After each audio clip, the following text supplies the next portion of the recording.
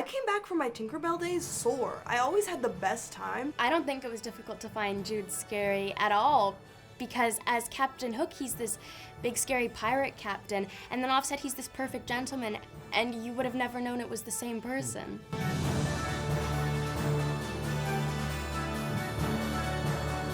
I'm Alexander Molony, and I play Peter Pan. Hi, I'm Ever Anderson, and I play Wendy Darling. Hey, I'm Yara Shahidi, and I play Tinkerbell in the new Peter Pan and Wendy, and I'm talking to Cosmo UK. I don't want to grow up. I want things to stay the way they are. I think both of us had grown up with the book in our childhood. I'd watched the original animation quite a few times beforehand, and I'd also watched Hook, but I definitely wanted to bring myself to the role, and I definitely did that both on set and off set, with the amount of fun that we had. I think my vision of what Tinkerbell, or what my Tinkerbell could look like, kept evolving.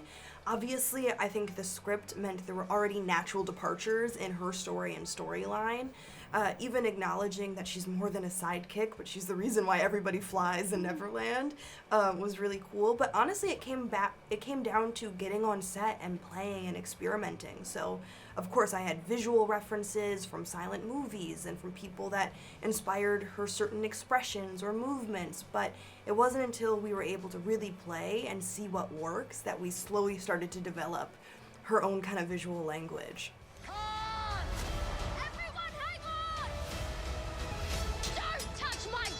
We got to the filming point in Vancouver 2 months before everyone else, so we had a big solid amount of time where we would hang out in these huge sets and we would just practice flying and fighting, and we would alternate who flies and who fights, and it was a real amazing moment that we got to bond with each other because we got to watch and build our characters side by side, and support each other. Yeah. My Tink preparation days were always quite hysterical because at the time, is in the pandemic, my entire family was living right next to each other, so my brother's room was right next to mine, and they could just hear me thumping around in my room as I tried to figure out how she would fall down, what her expressions would look like while flying, trying to fine-tune the physicality. So not only was I looking at the references, but just having to go and move my body, because you can technically have an idea of something in your head, but when you try and do it, it looks so different. Or I'd sit in front of my photo booth on my computer, and I would just run through different expressions to see how they looked and how they read.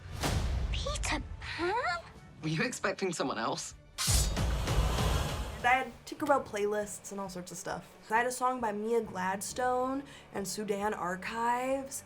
I had a couple Solange songs, just a lot of powerful women I look up to. Neverland! Is this everything you dreamed of? I could never have dreamed of this!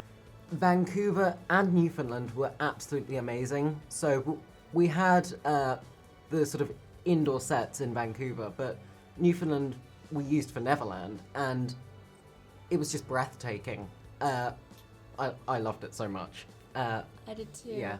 And Newfoundland was the entire exterior of Neverland, which was crazy because it was actually real. Yeah. And I think it adds so much into Neverland being a lot more real than anybody and really closer expects. Closer to you, something that you can really touch. And I Yeah. think that's why it's so important that Wendy even says in the film it's so much more real. Yes. Yeah.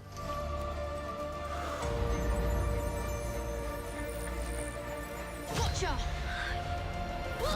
The way it was sort of edited into the film, it really comes to life and looks like true magic. Yeah, come to think of it, I don't think I really thought about the pixie dust because you imagine that it's all around you, and I don't really remember even thinking about it that much. And then when it was added, I remembered, I was like, oh, it gives so much more. Yeah, it does. I think there was something about the fairy dust that I quite enjoyed because it just felt like I think the way we handled it was like it was an extension of my hand. Like if something just naturally came from my hand, what would that look like? And so I had a ball. I was throwing fairy dust all around on set. Miss me? Just like old times. All your times are old, Captain. Offset was amazing, so down to earth, just really genuine and easy to talk to. But his transformation, he turned from this lovely person into this menacing figure. It was just amazing. I agree with Alex. I don't think it was difficult to find Jude scary at all, because as Captain Hook, he's this big scary pirate captain, and then Offset, he's this perfect gentleman, and you would have never known it was the same person.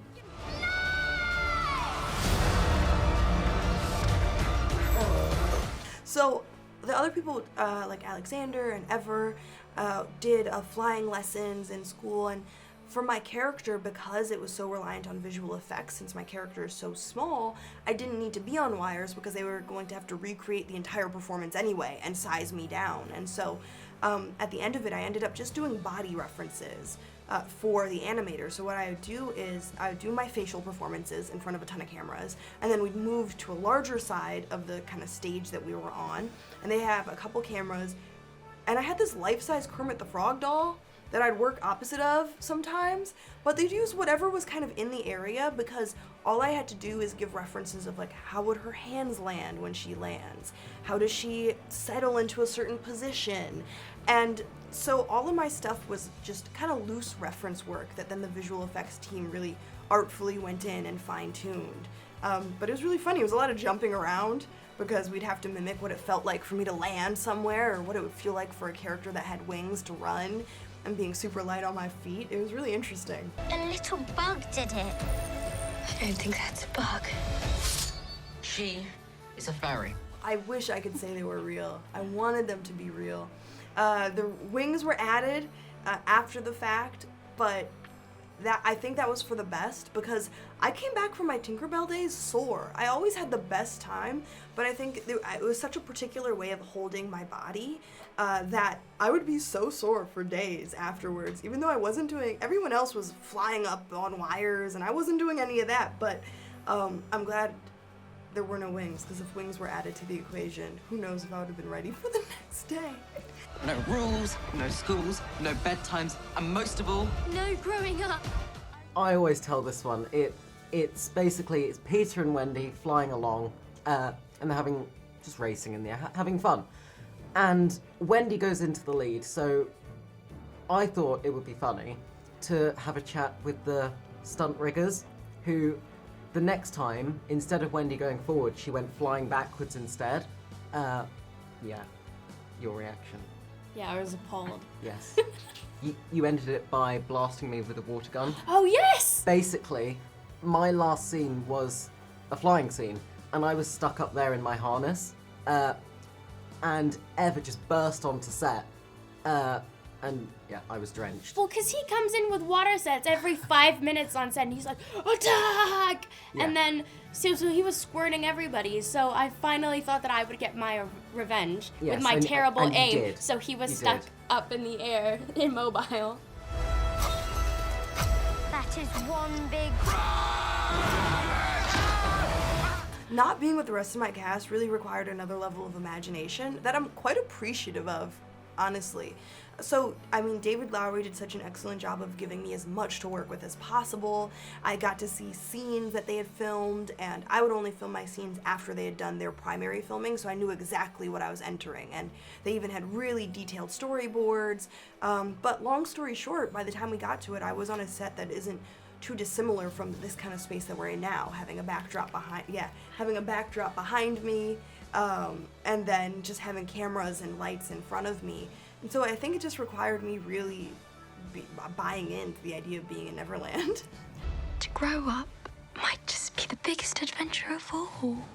We Right. cried, and we had a little party. We had a little party Yes. at the end, and it was super fun. Well, I mean, as we sort of finished filming twice, well, multiple times in a way, as we finished in Vancouver. Yeah, we finished the real Vancouver set filming with a little disco party with the lights. Yes. And there was a lot of crying, at Yeah, least from there me. was. Thanks for watching. Bye. Thanks for watching. Thanks for watching. Bye. Bye.